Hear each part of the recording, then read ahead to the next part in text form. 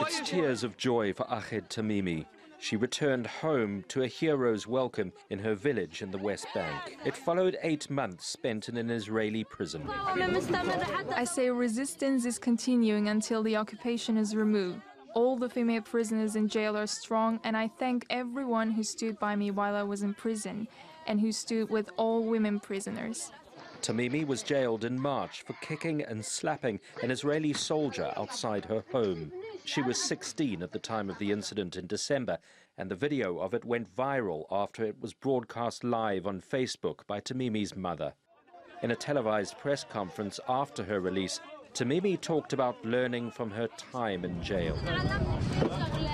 Prison taught me how to be patient and how to be in a team. I managed to empower myself. Yes, there are negative things in prison like pressure, but I managed to overcome these difficulties. And I always say, what doesn't kill you makes you stronger.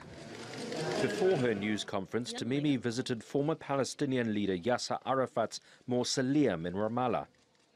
Her case has put a spotlight on the detention of Palestinian minors. About 300 are being held in Israeli prisons, according to Palestinian figures.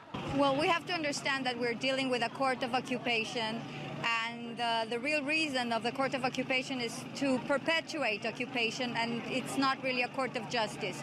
So we can understand now that Ayed's trial was based more in political reasons rather than in legal issues. But some in Israel see the 17-year-old as a threat. I think Israel is too merciful with these types of terrorists and others. Israel should treat those who hit its soldiers harshly. We can't have a situation where there's no deterrence. Lack of deterrence leads to the reality we see now.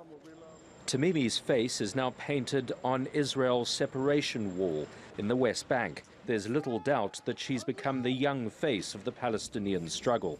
But she will now go home. Her future is unlikely to be quiet.